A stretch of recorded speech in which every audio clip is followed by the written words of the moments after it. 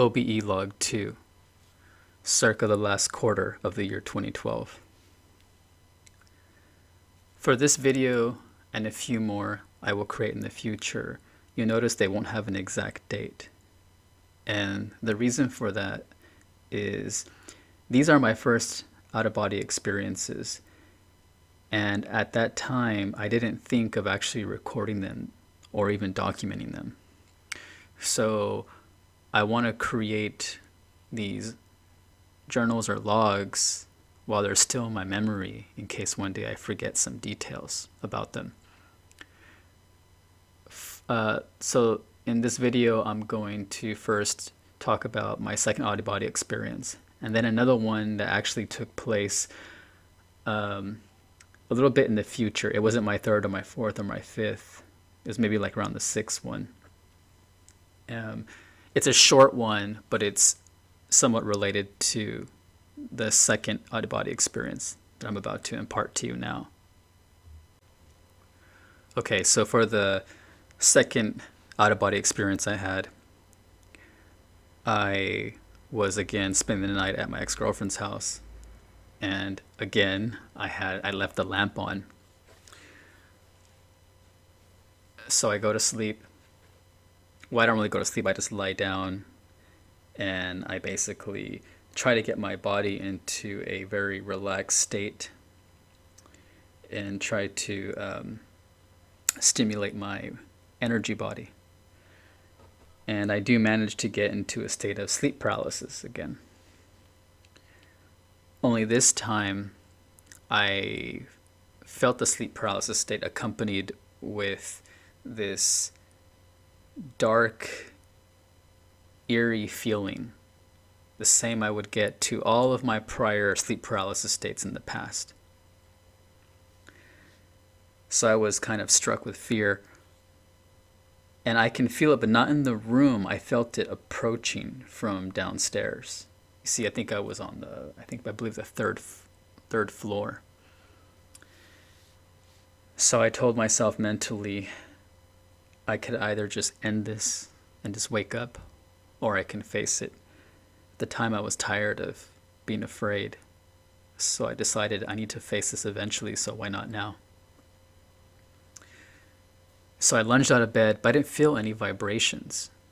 But I felt a resistance in my body, like something was like trying to pull me back into my body. Or it's not really pull me back in my body, it was just preventing me from moving forward. I had a struggle. And when I came out, I wasn't like pure energy. It was different. But I had this anger in me. And I noticed a lot of I think it was wintertime, not sure, but I had a comforter, another blanket around my body, and it was wrapped around my body when I jumped out of the bed, so maybe that was slowing my movement down. Then I quickly turned my focus to the stairway, but I couldn't see it because I'm still in my room, but for some reason I just focused my attention and I can see it. It was so strange, and I was wondering what it was. I can hear the steps coming up. Whatever it was coming up the stairs, I can hear it. I can hear its footsteps.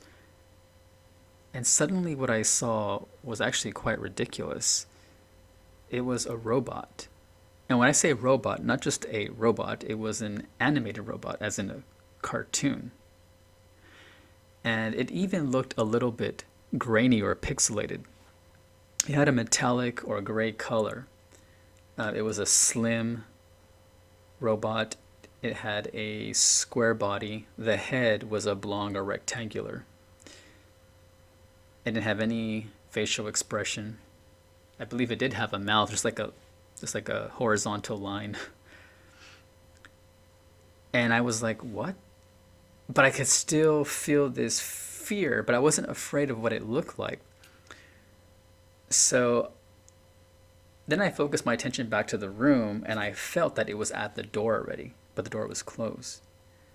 So then I suddenly dashed towards the door, ready to lunge at whatever it was. And as soon as I opened the door, all I saw was blackness. And then I woke up. This experience caused a lot of confusion in me. That is, as to whether or not it was an actual out-of-body experience or just a very powerful lucid dream. So it pretty much led me to investigate if there was actually a distinction between the two. I therefore started to perform some experiments during my out-of-body experiences and lucid dreams to see how to differentiate the two phenomena. I mean, come on. An animated robot? That's got to be from my imagination. Or was its source not from my own mind, but from outside?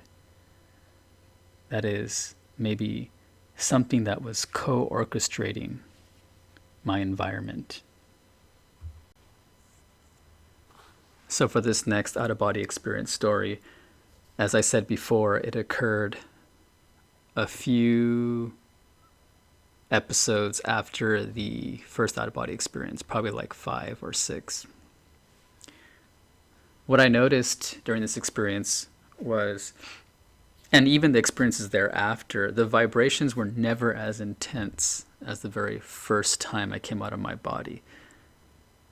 But I did feel minor vibrations, especially in my head area. They were often accompanied with a ringing sound that sounds similar to someone who experiences tinnitus.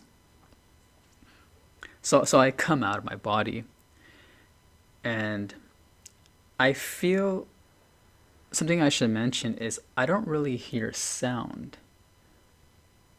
And I feel like there's a helmet on my head, but there is no visible helmet. And I don't even bother to touch in my head area.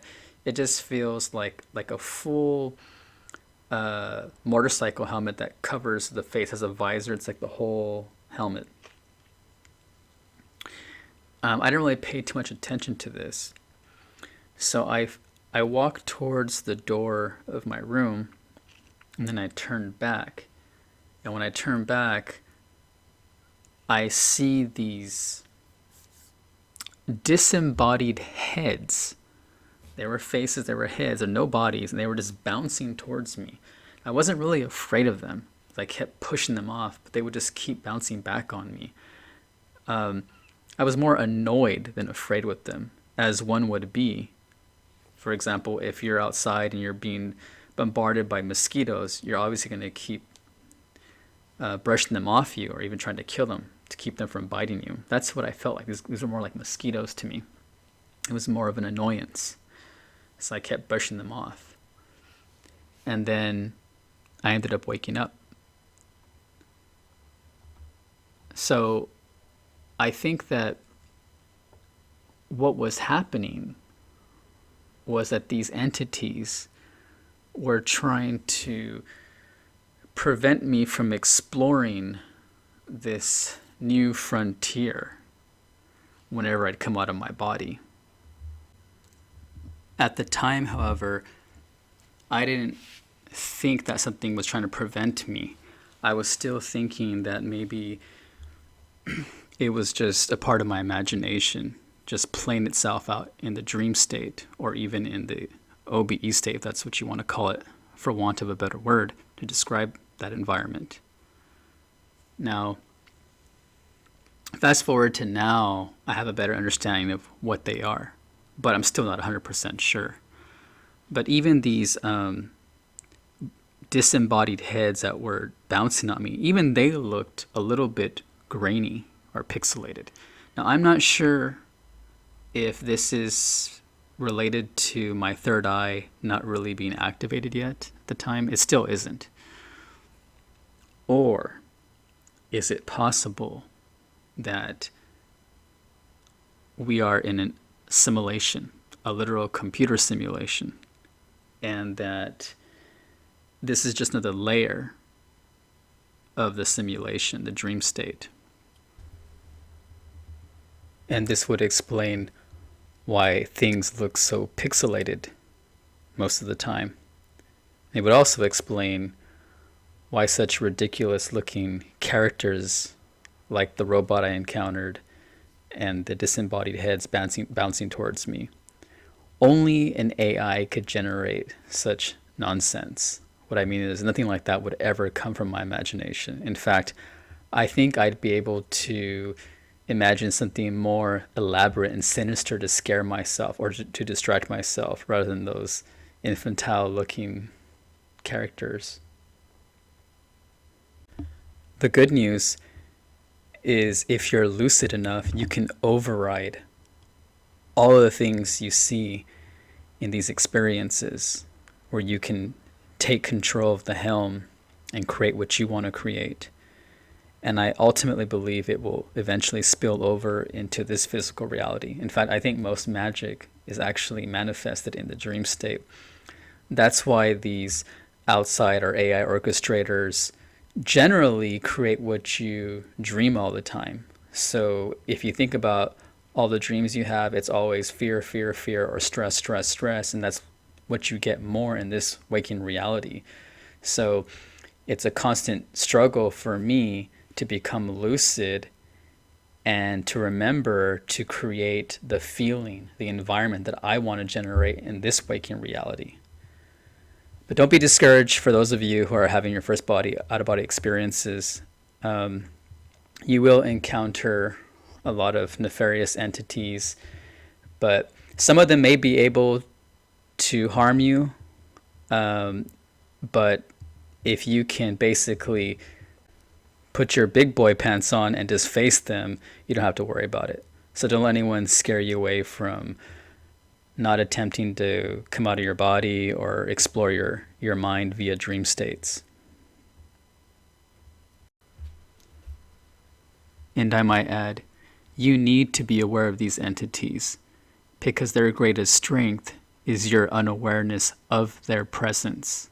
This is how they can hurt you when you're not aware of them. So face off with them. There's different things you can do. I won't get into those in this video, obviously, but in future videos I will. So until then, good light.